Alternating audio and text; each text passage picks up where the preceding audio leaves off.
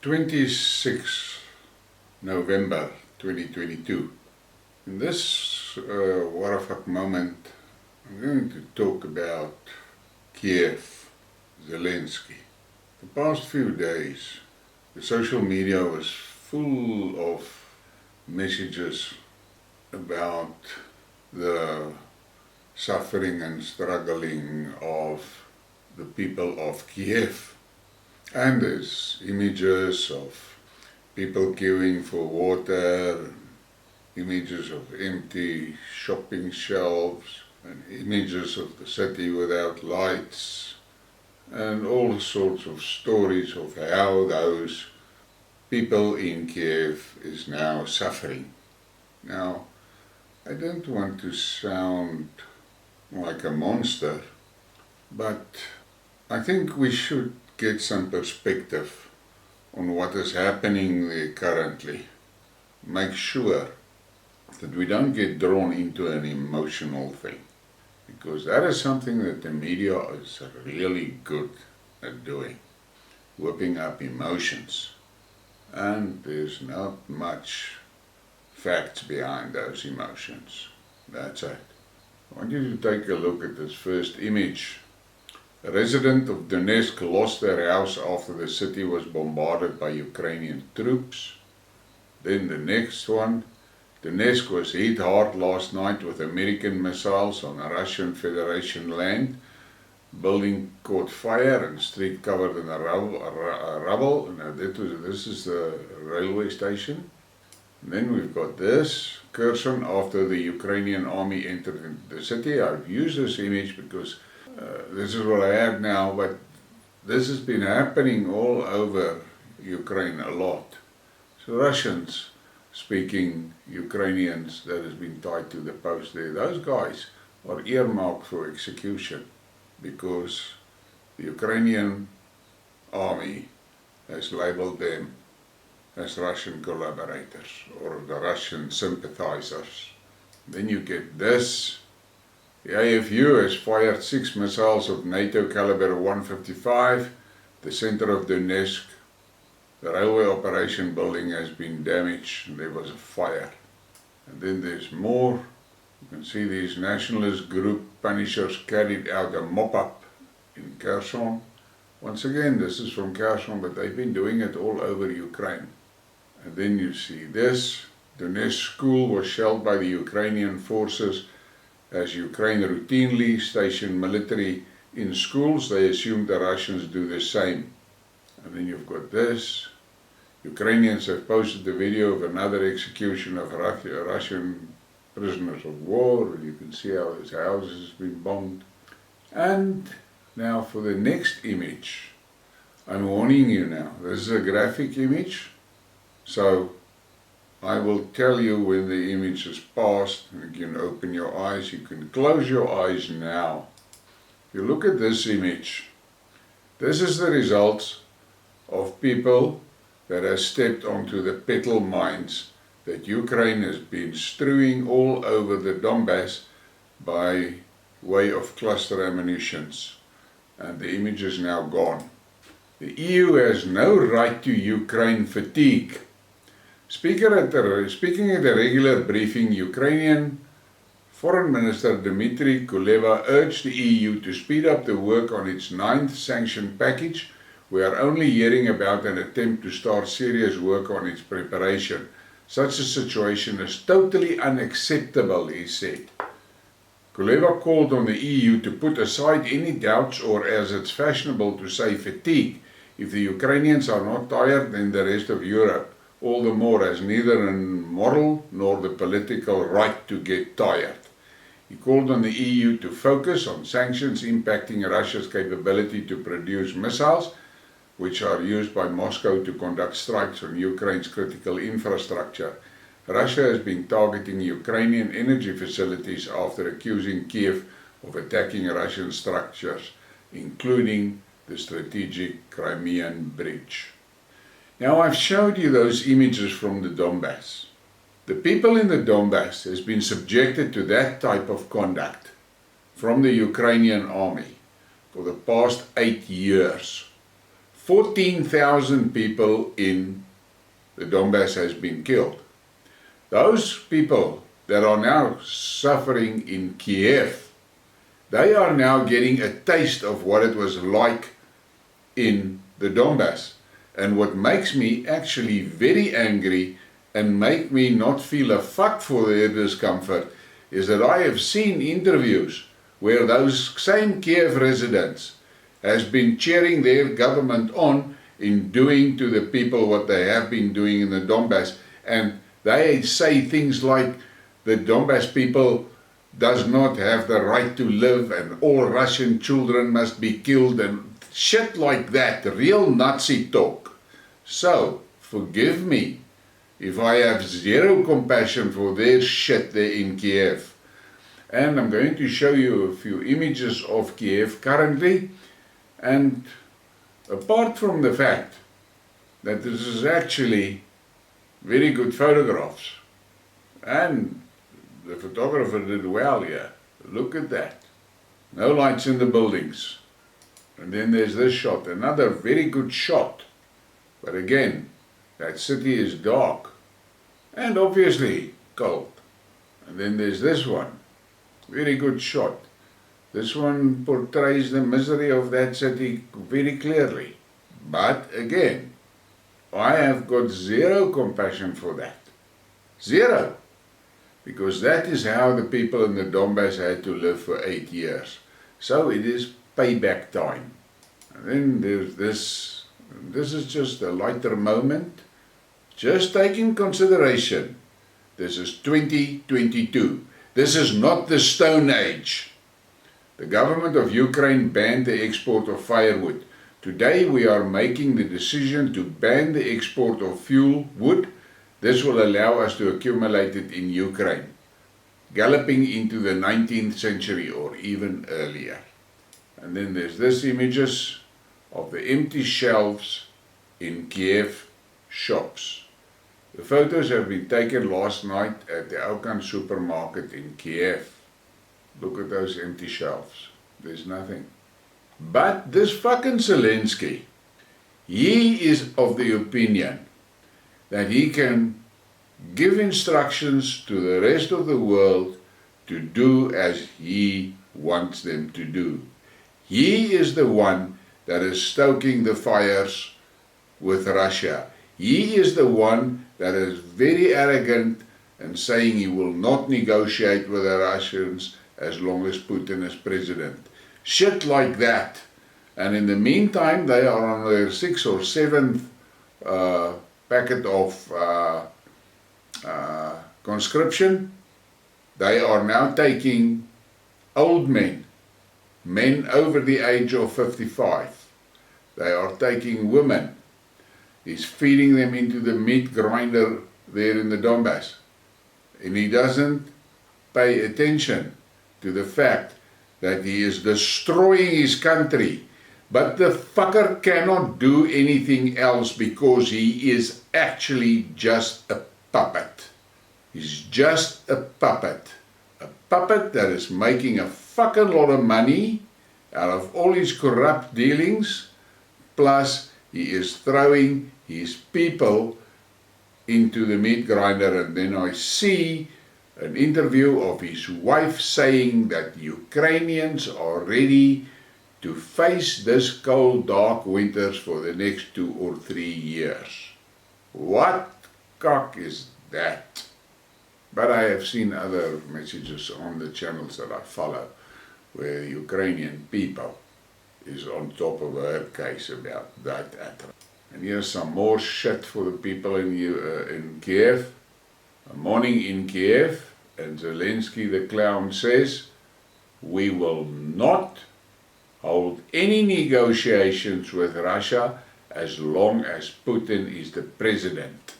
We will negotiate with the new president. And then there's another lines. Ukraine is battling to get water and power to millions of people suffering in the cold and dark after Russia launched dozens of cruise missiles into the country's already crippled electricity grid. And then here comes a Daka joke. Look at these people. They are in this little gathering points where they can come and get their phones charged and shit like that.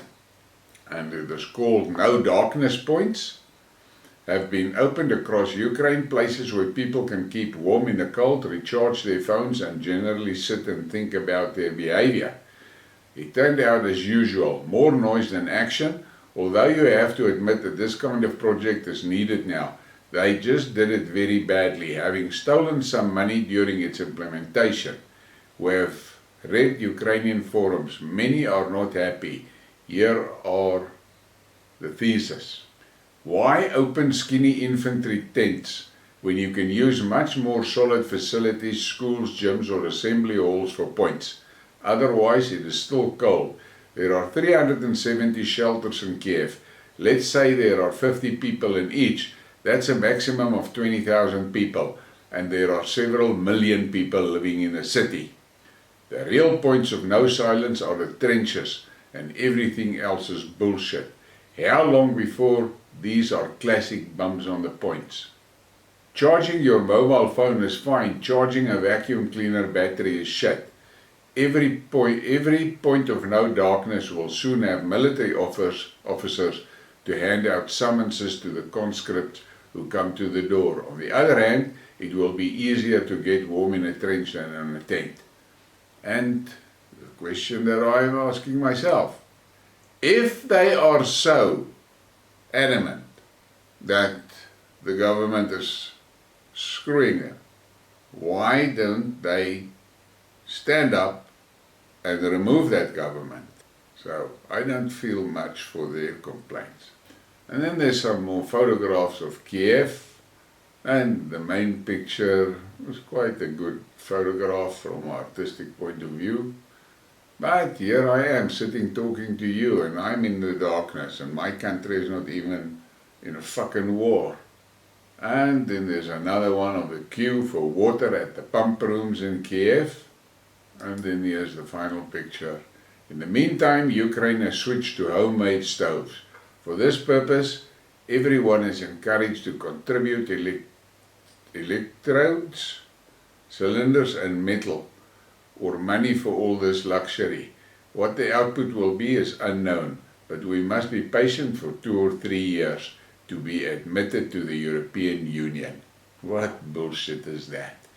And let me end this little Warrafak moment with some of my views. If you look at what the EU and NATO is doing in the Ukraine, it is absolutely shocking.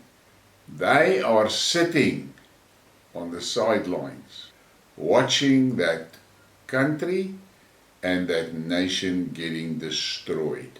And for what?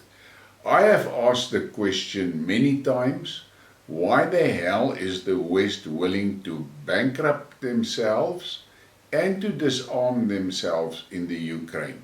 What is there that they are hiding? What is there that they don't want to come out? What? And you see snippets of news here and there, and the latest that I've now seen messages coming out about organ harvesting, which is ugly. But there was messages this afternoon that I saw about the abduction of children for the pedophile rings.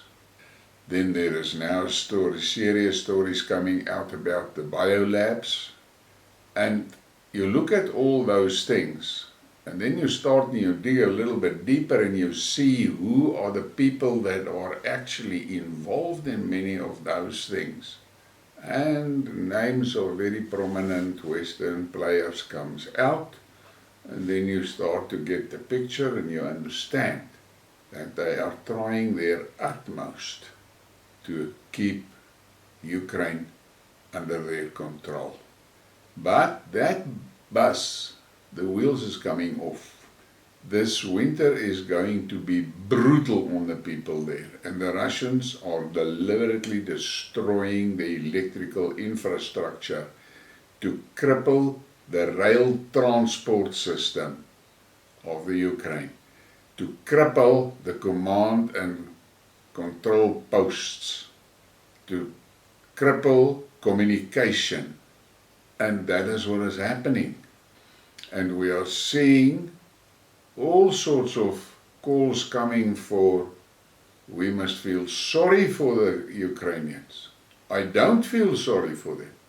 For 8 years they terrorized the people in the Donbass, and there's many reports, there's many posts and there's many articles of the fact that they view the Russian-speaking population as subhuman, and that is what it is. And now they are suffering. I've seen another interesting post earlier today, and I'll watch for more details on it. But apparently there is Russians in the senior Kremlin circles that are very concerned because they did not realize beforehand that there were so many million Nazis in Ukraine. And they are asking the question, what the hell are they going to do with them? How are they going to handle that? And then there's these stories. I see some of the Western press circles made big stories about the fact that they found one Russian cruise missile with a dummy warhead. It wasn't a real warhead. So there was nothing to explode. The thing just crashed into the ground, and that was the end of it.